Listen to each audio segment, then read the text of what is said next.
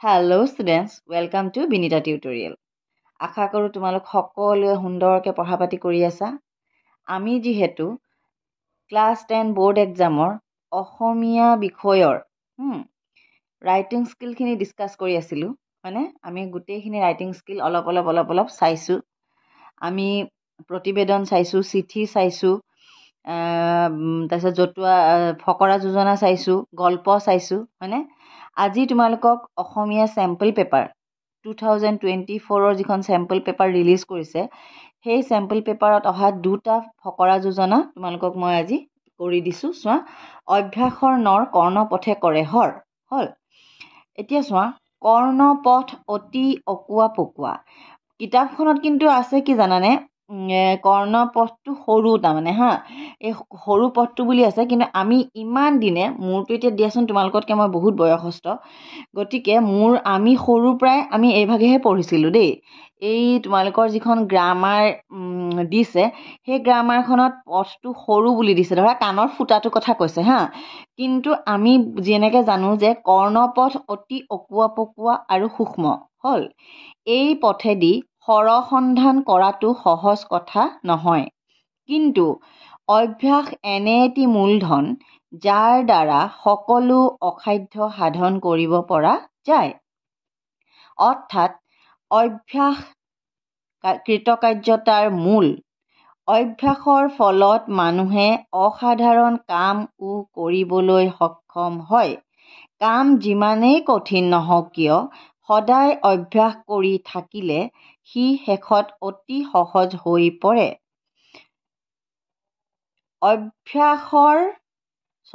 অধ্যাৱসায়ৰ যোগেদি কাম কৰাৰ অভ্যাস কৰিব লাগে আৰু তাৰ ফলস্বৰূপে কাণৰ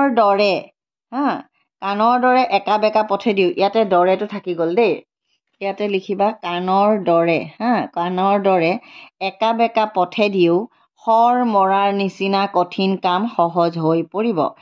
তোমালোকৰ কিতাপখনত কৰ্ণপথ বুলি দিয়া নাই, কৰ্ণপথটোৰ মিনিংটো অলপ বেলেগ ধৰণে দিছে। এক মিনিট ৰখা, মই দেখাই দিছোঁ।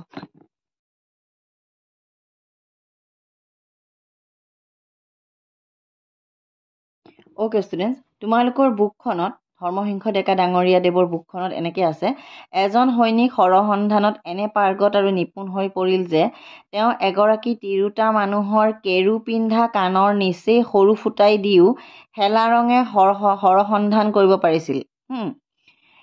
মানে এই মেইন কথাটোতো এইটো লিখিছে, কিন্তু আমি যেতিয়া পঢ়িছিলোঁ তেতিয়া আমি এনেকৈ পঢ়িছিলোঁ যে আমাৰ যিটো কাণৰ ছবিটো কোনে কোনে দেখা পাইছা বাৰু? ছায়েন্সৰ ষ্টুডেণ্টছ, ছায়েন্স তোমালোকৰ চবৰে আছে। ছায়েন্সত কাণৰ যিটো ৰাস্তা মই তোমালোকক থাম্বনেইলতে লাগে দি দিম, বা কোনোবা এডোখৰত কাণৰ ফটোখন দি দিম। কাণৰ যিহেতু ভিতৰুৱা ৰাস্তাটো সেইটো বিৰাট একা বেকা হ'ল। আমি এই সৰু ফুটাটোৱেদি যোৱাৰ কথা আমি কেতিয়াও পঢ়া নাছিলোঁ। মই কিন্তু এই কাণৰ একা বেকা ৰাস্তাটোৰ কথাহে জানিছিলোঁ আমি তেনেকেই ইমান দিন লিখি আহিলোঁ। গতিকে তোমালোকে, মই এইটোও ভুল বুলি কোৱা নাই, বা মই মোৰ নিজৰ ভাগে ধুনীয়াকৈ লিখি দিছোঁ, বা সেইটো লিখিলে নম্বৰ নিদিয়াকৈ থাকিব নোৱাৰে। এতিয়া চোৱা, তুমি এনেকেই লিখিবা, কৰ্ণপথ অতি অকুৱা পকুৱা আৰু সূক্ষ্ম হ'ল। এই পথেদি সৰসন্ধান কৰাটো সহজ কথা নহয়, কিন্তু অভ্যাস এনে এটি মূলধন যাৰ দ্বাৰা সকলো অসাধ্য সাধন কৰিব পৰা যায় হ'ল। অৰ্থাৎ অভ্যাস কৃতকাৰ্যতাৰ মূল মন্ত্ৰ লিখিব পাৰা, অভ্যাস কৃতকাৰ্যতাৰ মূল মন্ত্ৰ। অভ্যাসৰ ফলত মানুহে অসাধাৰণ কাম কৰিবলৈ সক্ষম হয়। কাম যিমানেই কঠিন নহওক কিয়, সদায় অভ্যাস কৰি থাকিলে সি শেষত অতি সহজ হৈ পৰে। অধ্যাৱসায়ৰ যোগেদি কাম কৰাৰ অভ্যাস কৰিব লাগে আৰু তাৰ ফলস্বৰূপে কাণৰ দৰে একা বেকা পথেদিও শৰ মৰাৰ নিচিনা কঠিন কাম কৰিবলৈ সহজ হৈ পৰিব। ইয়াৰ মিনিংটো এটাই যে আমি যিকোনো কাম, আমি এতিয়া অংক টান বুলি ভাবি থাকিলে নহ'ব। আমি যদি ডেইলি প্ৰেক্টিছ কৰোঁ, মেথছো আমি পাৰি যাম। আল্টিমেটলি কি হ'ল, এইটো কথা সদায় কয়, ইংলিছত চিম্পলি এটাই বাক্য, প্ৰেক্টিছ মেক মেন পাৰফেক্ট। বুজি পাইছা? অভ্যাসৰ কৰ্ণপথে কৰা হাৰত তোমালোকে এইখিনি লিখিলে 5 নম্বৰ ধুনীয়াকৈ পাবা। এতিয়া চোৱা দ্বিতীয়টো আহিছে কি 100 গৰু মাৰিলে বাঘৰো মৰণ হ'ল।